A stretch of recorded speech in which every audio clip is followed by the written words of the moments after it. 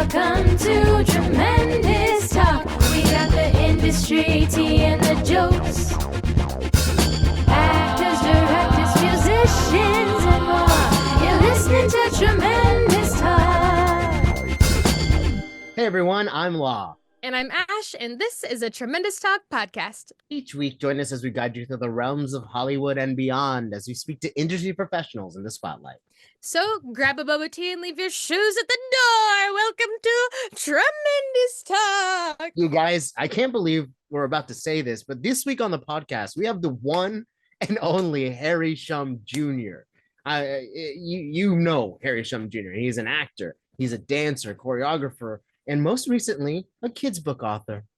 Harry, this dude is a household name. And if he's not a household name in your household, you got to figure some stuff out, man. Honestly. Where's your house located? Are you from Earth? That makes no sense. Are you a Martian? And Martee Dares To Dance, we'll get into that later. You've seen Harry on shows like Glee, Shadowhunters, iconic films like Crazy Rich Asians, and the Oscar-winning Everything Everywhere All at Once. This dude has been in every key pivotal AAPI piece of representation in media since 2009. Yeah.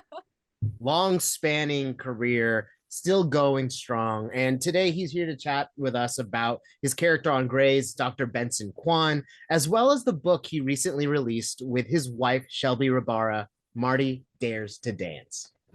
I'm stoked, guys. I'm such a Grey's Anatomy fan. Like, this is such a treat. And also, like, we get into some really, really, really nuanced conversation about balancing life, having kids, doing the things you love, using your voice and your body to represent. Just listen to the story. It's going to be great. We have so much to discuss, and we're so grateful for his time. He talked to us while he's on vacation. That's the real one right there. So let's dive in. Welcome to the Tremendous Talk podcast, Harry Shum Jr.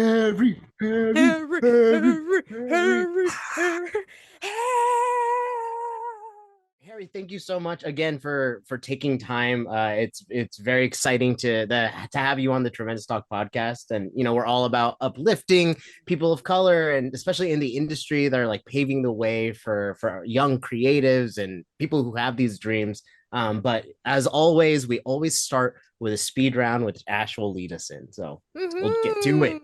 Okay. What is your favorite boba order? If you don't drink boba, you can do coffee or whatever it is, but a good comfort drink. Yeah. This is not a popular. I get the taro. Oh, nice. The taro boba with milk. Well, obviously all boba is milk, right?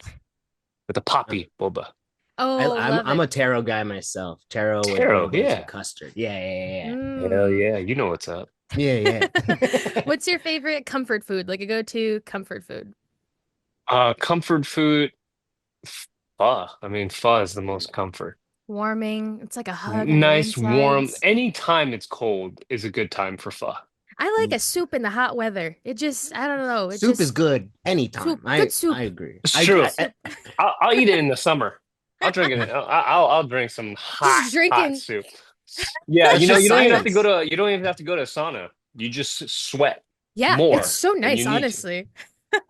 I think I've craved pho every day this week. It's yeah, only dude. Tuesday, Law. God. Wow, you have a problem, man. You should get that checked out. Every day, 5 days a week. Take a break on weekends. Yes, sir. What does your doctor say about that? What is a show speaking of doctor, what is a show you're binge watching right now? I just finished Nobody Wants This. Ooh. Yeah. Kristen Bell is amazing in it. She was so good. We just talked to Sherry Cola, who's on that. And she was great in it too. Yeah. It's such a fun, and it's like a half hour, so it just goes, and it's very easy to finish. So it was a wonderful show. That feels like a binge, man. Like a true binge. What is your favorite song on repeat at the moment right now? Favorite song on repeat would probably, we just took my daughter to watch Piece by Piece, the Pharrell story. So that whole album is pretty, and it's a hard album because I don't know why they did. It's like kind of it's for kids, but not really. And then so you can't really play the songs fully. You have to skip them, like drop it like it's hot, and then you're just like, okay, it's coming up, and I'm gonna switch it. She's like, why'd you switch it? It's like that's the end of that song. You'll get part two later on. But Yeah, basically all of Pharrell's greatest hits have been on repeat. Hmm, that's a It's a good bop. one. That's a bop. That was basically our speed round. So you survived it, but we always Well, end did I go medium speed? Did I kind of get that. there on a That was decent? actually probably one of the faster ones that we've had on the pod, like believe it or not. But we always ask every guest, and this is kind of a loaded question, so interpret it however you'd like. But what makes you tremendous? This is the worst part, talking about myself. Yeah. What makes me tremendous is I am tremendously okay with not being uh, the smartest person in the room, and I am tremendously good at to work with. I feel I love collaborating. I love working with people. I love knowing that I don't have all the ideas. So I think that's what makes the world go around, really, because I don't want it to be all about me. My heart, my heart. Okay, let's get into it. You're in Let's Grey's go. Anatomy, dude. Like, Hell yeah. I want to dive into your character, Dr. Benson Kwan. What a delicious role you have. Like, delicious, delicious, delicious. In general, what's it been like joining this literally iconic cast? Yeah, it was when we first got on, it just felt like a complete. When you always talk about like a theme park that you wanted to go, it would be like Disneyland, and you just hear about it, you see videos about it, and when you finally get there, you get to have that real feeling of this hospital that has so many people have walked through, um, you know, beyond the characters, just like the actors that have graced the halls, and even then to see like these characters that are still there and that are doing so well, and the writing is just still on an A level, like elite level, and it's really wonderful. Now I'm in my third year and it still feels that way. It just, I am always just taken aback about how something can go for so long and still trying to achieve its best version of itself every single day. Yeah, it's pretty incredible because it's such a long-standing show, and I mean, you've been on TV for a while now, and it makes me You've been on curious. TV You've been for on so TV for a long. long time. But I am curious, like, does anything fill your bucket creatively more than the other? Like, is TV kind of like where you like to live, or do you like film more, or what is like, if you could choose what your projects are and where you land, what kind of stuff do you like spending your time in? I would choose to not stay in one place for too long. Mm, Meaning, like, I'm glad we have a hiatus on the show. As much as I love being on the show, I love that I get to be able to, work on a film, work on other endeavors, writing and anything to diversify. Kind of, I get bored very quickly. mm, So in order for me not to be bored, I have to like be able to jump onto something else that is like that feels a little different than what I'm doing, and it allows me to be excited about the current thing that I'm doing. So it's this weird balance that took me a long time to have to figure out, because you always wonder why you're doing this thing that you do love, and you're like at a certain point you're like, why am I not feeling the excitement like I used to? So it's always trying to get yourself to, and then some things are done for yourself and not for any public to even see, whether the creatively being able to just sit there and draw or write that no one's going to ever look at or read or get to judge, is something that I really enjoyed, that I found doing, and to be able to balance it all out. mm. To that end, I'm curious, do you get to take on a role of like what your characters look like? Especially, Grays is a great example. Are you able to kind of be like, well, this is what I think he would be? Or are you very much like in like trusting the writing process from, everyone who's like working on staff, but or do you get to like give your input at all? Or even like bringing in certain cultural elements into your Yeah, character sure. too. Yeah, first the writers, the writing team on the show, uh, they do a tremendous job, a of just building the character, of building the kind of the bones out, and there's also a lot of meat to chew on when you do get the script, but at a certain point, they have many, many characters that they're trying to follow, and they do have certain writers that are specific to making sure that the characters are getting taken care of, because there are a lot of storylines. So to me, it's just making sure that, what they have fulfilled, what they want and what they need, I can help fulfill it, but also there's a reason why they hire certain actors, because they're able to give something that could move it, make it interesting beyond what's already there and what's already really, really great. So for me, it's just having conversation, and sometimes they won't hear from me for a couple of weeks because it's just all good, and then and on set you kind of start to play with a lot of things and giving little nuances. I'm all about trying to figure out what they already have and try and make it work. And if it absolutely doesn't bumps, then I think a conversation could be had, because for me, I think the best part is working with really good writers that you can at least just do my job as an actor to bring it to life, and to add things that doesn't move away from what they want from the character, or also the storyline that just enhances the story, and gives a little more depth beyond what can be on the paper. Wow. I Thank mean, you. Yeah. and speaking of exciting things, do you want to talk about this? Like, okay, so when I think of Grays, I have this nostalgic feeling of like those crazy episodes where this guy has like a bomb in his chest, or I Yeah. don't know, like there's an airplane crash and stuff. And your current storyline gives me that feeling, right? Like this pure, like intoxicatingly exciting feeling of just like this pure interest that we have in your character's journey right now, right? Like your story with Diane right now, how did it come to be from the pitching room to set and every no spoilers, but like Yeah, yeah. No, I think they've always wanted to write some sort of, at the end of the day, Grey's is a medical show, but has it's a primetime soap opera where the relationships are really where the fun part is at.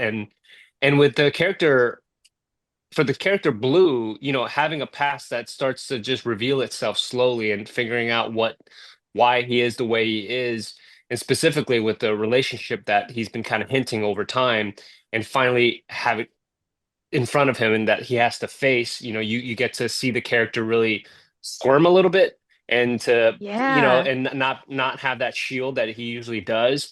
And bringing an actress like Diane Doan, she's just wonderful to work with. I mean, what a natural performer. So I was just so happy that, when they casted her, and to have this storyline that is filled with more mystery, but also the conflict between, both their lives that they're trying to lead, and then is it something that we all have, that, right? It's a very universal thing. There's someone in our past, whether it be just not maybe it doesn't have to be romantic, but friendship wise, that you're afraid to go back to, because resurfaces so many hard feelings that, at a certain point we all want to forget or avoid, but it's inevitable that it's going to come back in front of us. So I love this. The crazier it gets, the better. I think it becomes more fun, and opening up a script and seeing where it goes is a real treat. And as much as our showrunner Meg Marinas tells us things that we never know, because it could be switched immediately, and that's the fun part. So I'm waiting for spoilers too. So as much as you Oh, that's terrifying. I mean, we got Diane Doan, we got you, we got Midoriya Francis. When I Mm. first saw like the three of you had joined this, I was like, what is happening? We got Asian Grays here. This is awesome. And Midori, shout out to Midori. She is, when being on the show with her, it's been so much fun, because uh, she is just pure bursting with joy, but at the same time incredibly serious about uh what she does. She Mm. she she is an actor. I always see her when I get to act with her. It's very fulfilling, because you feel like there's like a connection, this energy that's always going, and it's always moving. And she was brilliant in her last episode. I believe it's episode 8, where she exits, and what a wonderful talent. I'm so excited for her future. Yeah, it's beautiful. I just watched that laundry monologue that you did with her in the Oh room, yeah. and I was like, "Jeez, well, jeez, Law, ask questions. I'm gonna start crying." Well, you know, I sometimes I'm weird about this question because I feel like when we talk about representation, especially for AAPI, the conversation can feel very stale or like like there's not a lot more we can say. But when you look at your career and you think about these series that you've been in, Glee, Shadowhunters, when you think about Grays, um, Crazy Rich Asians changed my life personally because people started hiring me for things. You know what I mean? Like I have an Everything Everywhere All at Once poster Yeah. right here. You're technically in my room with Ratatouille Yeah, out there. yeah, yeah. All that to say, like in your time in this industry, how have you seen like the ebbs and flow of like your own career of what it means to be Asian in entertainment? And yeah, what has your journey looked like, and how do you feel in this day? Um, the thing that I think has shifted my brain, or what I'm most proud of is beyond, when people would recognize me and being on TV or whatever, film, and but it wasn't that I didn't know how to deal with. Just because what do you say to that? Thank you. And but like when someone comes up, and that's happened more often, is when they say, "Hey man, thanks for what you do for the community." And that is not it was not my goal. And when I first started, it was just most people, when they get into something, they want to fulfill something that they've always wanted to do, like achieve, or for me, this was one was to make sure that uh my parents didn't think I was a failure, Big and one. then you got to pay your bills, and then you're like, you want to achieve this thing creatively. So the ultimate goal, is, I don't know what that is, but I know those little goals I can fully wrap my head around. And for each of these roles, I that the one thing that's always in the back of my head as I'm playing, it's like, just don't miss don't um don't F it up for the community is always in the back of my head. And then be and but a lot of that is just be human, right? Be human. Move through how the character would move as just a human being, but knowing that there's going to be a level of this coming out to the world and then being perceived a certain way, and a community might be misrepresented, and what is that going to do for them? Is it gonna, like you said, like, you got a lot of jobs after this? Obviously it's not about just getting jobs, but at the end of the day, yeah, so people can get experience, and to be able to achieve the goals that they want to do, so it can propel, the next generation, or the same generation that may not have the same chance as someone like me does right now. So I think that is what makes it important. It's beyond just like, because I don't even know what the representation on TV or film fully means quite yet, just because it doesn't represent everyone. Like, you just can't do that. But I think the more that is out there, the more in different spaces that, some of us can't reach, that that's when the effect really starts to compound, and make it feel like we're all achieving these things the way that we want to achieve it, and not because we're told that it can only be achieved this way. If we needed a soundbite, we got one. That was a great answer. Thank you for saying that. No Oh. pressure. No pressure at all. It's on us, Ash. Pave the way. No, no Jeez. pressure. Have fun. Have But fun, damn it.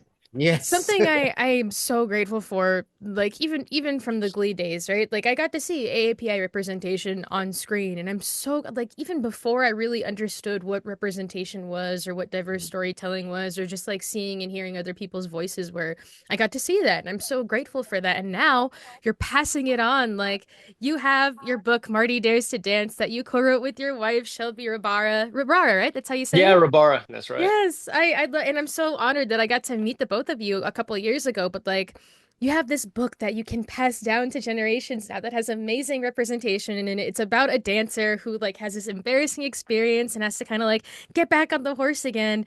What inspired this? Like, did your daughter have anything to do with the inspiration of this story?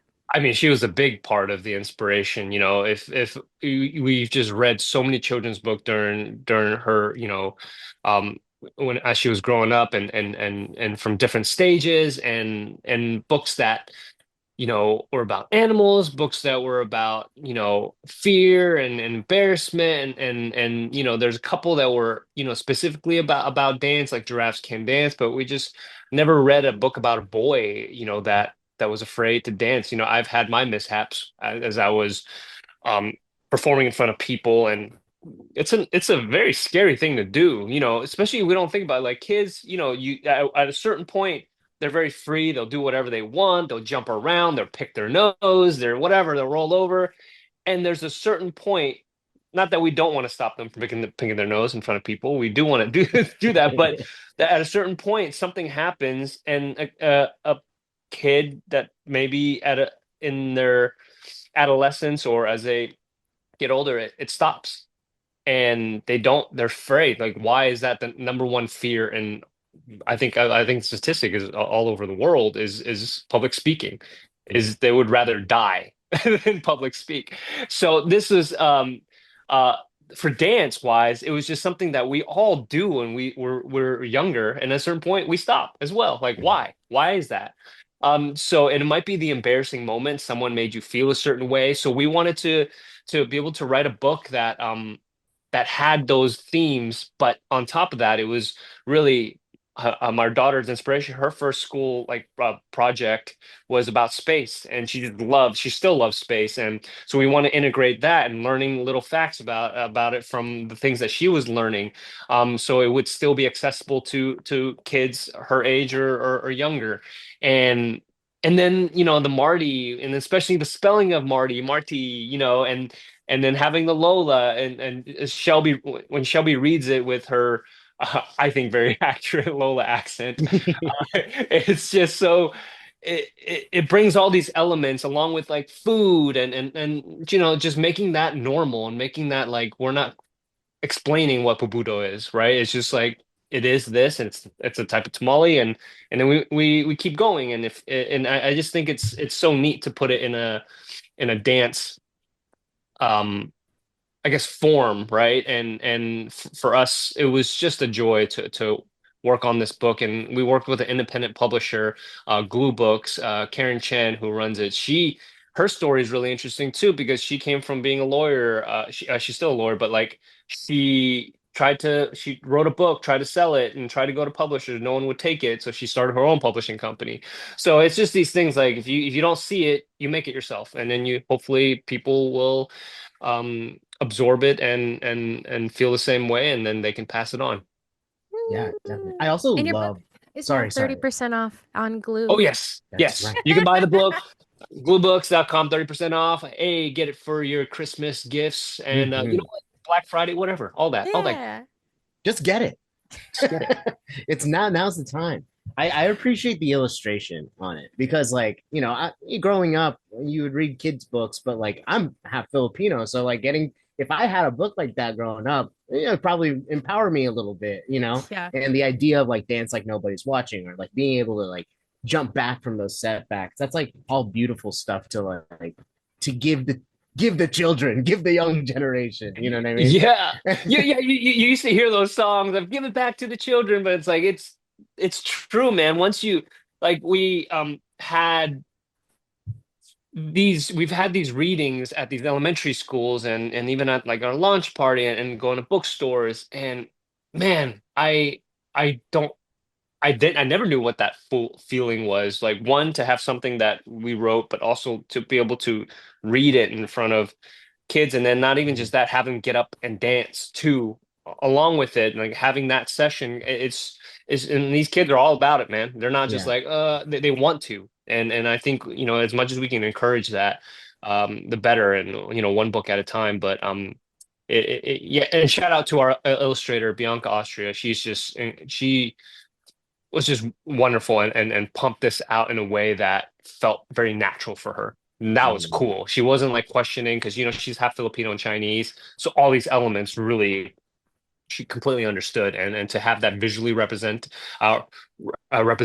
is is I think a hard thing to do with those little nuances. You can draw almost anything, but you got to draw, if you can draw it with a cultural understanding, it makes a world of difference. Like, even a curvature of a line and the way a bubudo or like tamales is drawn, you could feel the texture within how the colors are being used. So it's really neat. Uh, it's mixed kids time, Ash. Look at Yes, what's we're here. happening. We're here. We're here. It makes me so happy too, because like when we have kids, my husband and I, this is a book that I can't wait to give to them, and like all the books on Glue as well. Like, but this is just, I don't know, this whole thing just like tears my heart open so much. And I love that you talked earlier about this balance between like your time on set and your time off set and your hiatuses and just figuring out these different things that fuel you. Can you talk a little bit about the writing process, like how you and your wife really brought this story together and how it was working together in that capacity? Chaos, Oh, just chaos. No, no, it's no, it because when you think about scheduling, you think about, we kind of do things just we Shelby is just an incredible mom that just incredible person, incredible wife, incredible like daughter, incredible, just all these things that are when you're having to fulfill those roles over time. And same thing with me, it's like that's one thing. And then on top of that, you got to work, you got to be able to um uh not just work creatively, meet deadlines, but on top of that, making the creative work happen is is is where all the emphasis should be put on. But sometimes that's not emphasized enough because there's so many things that we need to do, right? We need to meet the deadlines, we need to talk to this, we need to email this person, blah blah. So when we do get together, that amongst the chaos, which is like taking our kid to school, and making sure that there's food on the table and blah blah blah, and going to work and shooting, and then her fulfilling her other projects. To get that time is precious. So it was really neat to build it, but we have this great system where we work very differently. Where I put a draft out, then she messes with the draft, and I go to bed, and then we finally come together, and let the what's on the paper represent itself. So we're not really um criticizing each other, more so the criticizing what's in front of us and the work in front of us, and in a very objectively, like knowing that this is how can we make this better. And that's been the cool part because we're not great at partnering dance wise. Ooh. Maybe I'll say I'm not. And apparently, like when we were dancers, we partnered once when we were dating for this. We auditioned for this job, and it was a partner job, and I just screwed it up royally. And she's like, "Never again." And so now we're like finding ways to figure out how to work with each other, and it's been awesome. This whole book process has just, I think when you're able to figure out how to work with each other creatively, everything else becomes very, very natural and easy in the marriage, and as friends and as best friends and as like parents. So all those things, if you can take a little bit of that element and throw it on and sprinkle on to the rest of it, it becomes fun. a power couple. We love it. Yeah, it does make me curious though. Like, if you have this bug for writing right now, do you see yourself doing more children's books or a novel or maybe working on a screenplay together? Like, like is that something that you kind of see in your future, given the potential from Martee Loves Today? Yeah, we want to write more books. Absolutely. I think we want to be able to explore that. She's also a screenwriter as well, and a director. And I've written my own as well, and that we both have passions in being able to be behind the camera as well.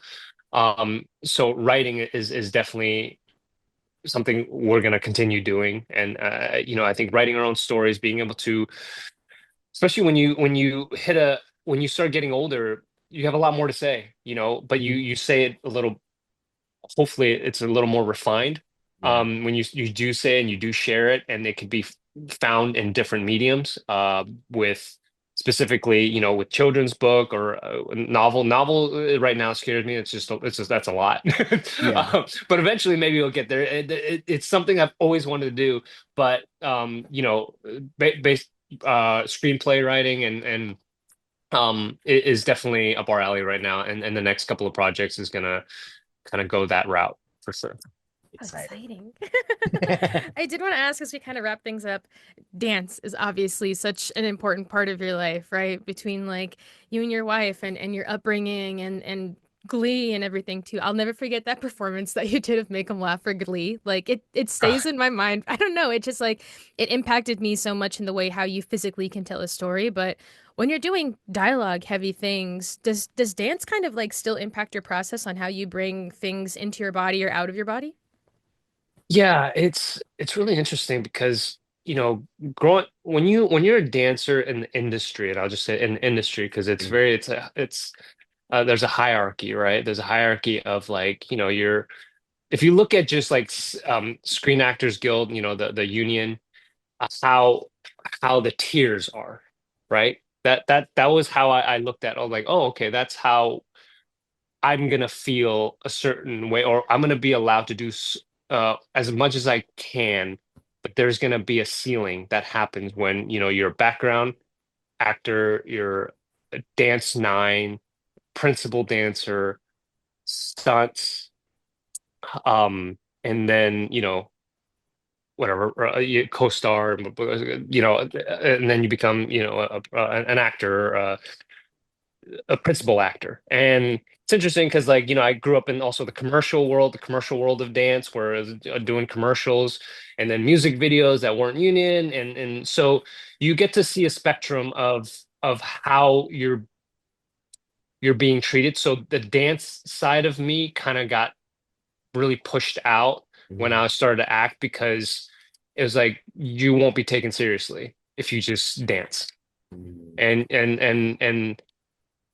And maybe a lot of it was on it started to get into my because the way I was feeling of how people looked at me got to I was like, well, I got to stop dancing then, and I got to just like take acting seriously, which I'm glad I did because they are two different th- you know I won't say different disciplines, but the way you approach it kind of has to be a little different.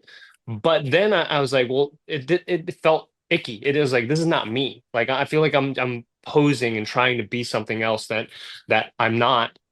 And dancing, I was like, when I embraced it and being able to, however I can apply it, whether it be dancing in between takes and not on screen to get that out of me, so it really brings a certain emotion out that I can be able to tell without pure movement and through just letting the dialogue ride out and having that kind of exchange between scene partners or group people feel like there is a dance element in there with when you have like writers like Aaron Sorkin, there's a rhythm to it that it comes out, and that's why people just like it feels there's a certain energy that you don't usually see in other dialogue that maybe doesn't have a rhythm. And I think everything needs a rhythm, whether you're playing sports or there's playwrights or screenwriters, anything in acting and even directing, they have to see a rhythm that happened. So dance started to kind of come back in a different way,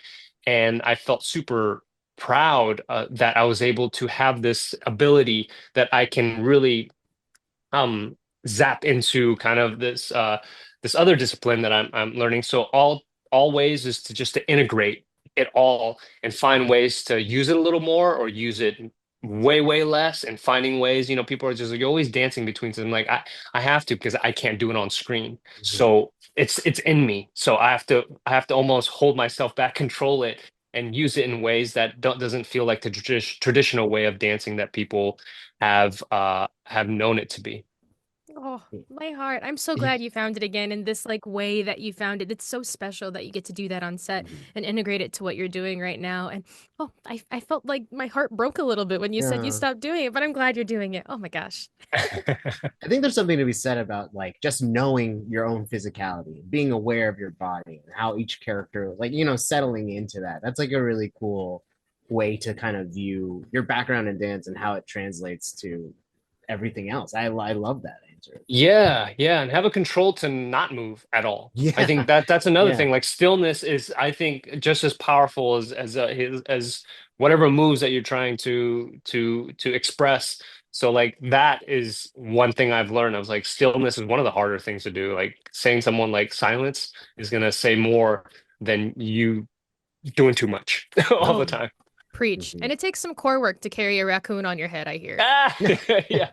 Or And a full yeah, I had to Shelly do O. neck exercises. Those things were Raccoonie. Oh, I hopefully literally he's have doing hot well. dog fingers over here in the corner of my room. Oh man, I And hope they. I hope that they take that to like a Rocky Horror Picture Show type every year. It's such a oh fun my, movie that you could do something crazy like that. I've been excited. Absolutely. Yeah. we're gonna wrap up right now, but thank you so much for your time. Before we wrap up, we always give our guests a chance to take the mic. We pass the mic over so you can promote whatever you want to promote. If there's advice you want to give, anything that you want in this space or in this moment, the space is yours to say whatever it is that you'd like to say to our audience. So much pressure. Yeah, yeah. I think your audience, is I don't know what like is it made up of different folks from different generation trying to look for ways to at the end of the day enhance their lives, or be informed on something that they had no idea on, aka like I don't know, like I guess what I've been able to do for the past, I won't say however many years, but just enough to I just say like things take time, man. Like I used to want to rush into everything and want that instant gratification. And I've learned over time the best thing I can tell people and even my friends and that I've learned is that, man, things take time. Just keep doing it. Sometimes it happens so fast and you won't even know what hit you. And at other times it feels like a snail's pace. But when you surround yourself by people who are going to be supportive of you and you can also support them, just things start to become really, really fun and really neat. So hopefully, I just hope people listening can one look for that, or maybe it's already around you and you just don't realize it. So maybe, and I had to tell myself maybe it's you that's the problem that has to kind of really take a look at their lives and how to also help yourself enhance it as opposed to waiting for someone else to enhance it because you can do that. Um, and I don't want to get too philosophical here, but I think that is the best advice I can give to someone, as opposed to like, what can you do in this business to get you ahead? I think that, and then everything else will come into the fold. So that is the mic pass. I'll pass it back to you. Oh, that was great. Thank you so much. That was awesome. I personally needed to hear that today because I was just like, I woke up and I was like, what am I doing with my life? Nothing's going. And I do need to slow it down. Things come with time. And there's like the idea of like the longer the wait, the greater the reward almost, Hey, especially if hey. you're working on yourself. So thank you for sharing that. And everyone go to gluebooks.com, Yes. GLOO books.com and get Martee Dares to Dance. Right now, 30% off Black Friday sale, 45% off and free shipping for orders over $100. So buy a bunch of them. That's how we'll support. Yeah, give it to your friends. If you got a lot of little ones, give it to them. Or someone who just loves to dance and Or doesn't dance Martians. enough. Yeah, Martians, Yeah. that's coming up. A lot of UFOs sightings. Oh, that's a different podcast. You guys have a different podcast. We'll see. I don't know. Amazing. Well, thank you again, Harry, for sharing this time with Tremendous Talk. It was awesome. Thanks, Ashley. Thanks, Thank Lauren. you. The Tremendous Talk podcast is produced by Lawrence Sharma, Ashley Rapuano Sanchez, Gabriela David, Joseph Corralde, and Jeremiah Abraham in collaboration with Tremendous. The Tremendous Talk podcast jingle is by Jared Sanchez and Ashley Rapuano Sanchez, produced at Amsterdam Records.